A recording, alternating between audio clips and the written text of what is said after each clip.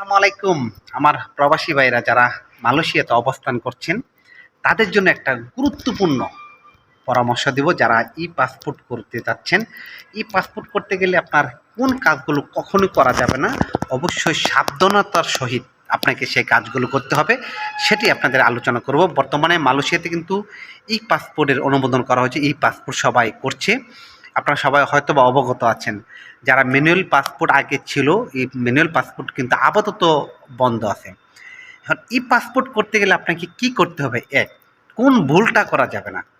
এই পাসপোর্ট করার আগে সবসময় খেয়াল রাখবেন আপনার যেই পাসপোর্টের আগের যে পাসপোর্ট বা আগের জন্ম নিবন্ধন বা এনআইডি কার্ডের সাথে আপনার টোটালি মিল আছে কিনা সেটা কিন্তু দেখে নেবেন। কারণ অধিকাংশই আপনার নামের ভুল আছে, হয়তো বাপের নামের ভুল বা আপনার নিজের নামের ভুল, বা ইংলিশে অক্ষর লিখতে গেলে একটা অক্ষরের জায়গায় অন্য অক্ষরটা চলে আসছে, যেমন এনের জায়গায় জেড চলে আসছে, এরকম কিন্তু হচ্ছে। কর্মকর্তাদের ছোট ছোট ভুলের কারণে আজকে প্রবাসীদেরকে অনেকটা হেনস্থা হতে হয়।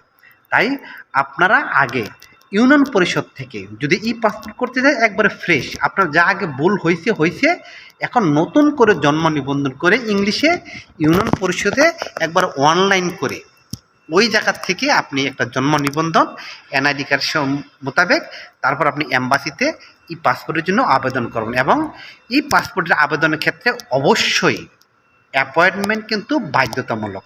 অ্যাপয়েন্টমেন্ট ছাড়া কিন্তু আপনি এম্বাসির গেটের ভিতরে কিন্তু প্রবেশ করতে পারবেন না, সিকিউরিটি কিন্তু আপনাকে ঢুকতে দিবে না। প্লাস আপনারা অ্যাপয়েন্টমেন্ট যদি নিতে না পারেন, যদি কারো সহযোগিতা লাগে, অবশ্যই আমার সাথে যোগাযোগ করবেন। ইনশাল্লাহ আমি আপনাদেরকে পাসপোর্টের ক্ষেত্রে, ই পাসপোর্টের ক্ষেত্রে প্রবাসী ভাইদেরকে যত ধরনের হেল্প লাগে ইনশাল্লাহ আমি করে দেবো, নিঃসন্দেহে নির্ভুলে। ঠিক আছে?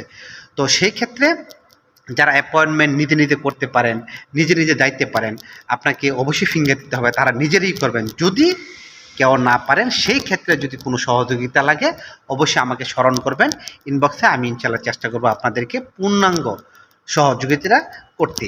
তবে এই পাসপোর্টের ক্ষেত্রে যেমন আপনার আগে যে ম্যানুয়াল পাসপোর্ট আছে, ওই পাসপোর্টে যদি ভুলও থাকে কোনো সমস্যা নেই। মনে করেন যে আমার আগে ম্যানুয়াল পাসপোর্টে আপনার নাম ভুল আছে বা বাবার নামের ভুল আছে, কিন্তু জন্ম নিবন্ধন আপনি ভুল আছে, আপনি কি করবেন? ম্যানুয়াল পাসপোর্ট বাদ আপনি নতুন করে আপনার জন্ম নিবন্ধনের সাথে যদি আপনার 100% মিল থাকে, অনলাইনে যদি 100% মিল থাকে, মানে আপনার যে পেপারটা বার করবেন এবং অনলাইনের পেপারটা যেন সেম থাকে। অনেকে কি করে, আপনার অনলাইন না করেই অনেক চেয়ারম্যান পরিষদে এদের মালটু খেয়ে আপনার শুধু অনলাইন না করেই তারা একটা জন্ম নিবন্ধন দিয়ে দেয়।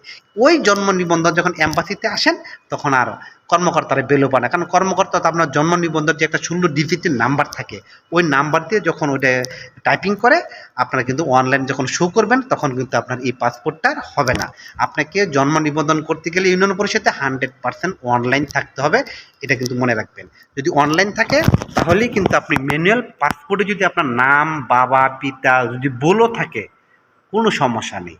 আপনি শুধু জন্ম নিবন্ধনটা সঠিকভাবে অনলাইন সঠিকভাবে আপনি করবেন, তাহলেই কিন্তু আপনি এখান থেকে এই পাসপোর্টের জন্য আবেদন করতে পারবেন। তারপরে যদি কোনো ভাই না বুঝেন অবশ্যই আমার শরণাপন্ন হবেন, আমি ইনশাল্লাহ আপনাদেরকে ফ্রিভাবে আপনাদেরকে হেল্প করার চেষ্টা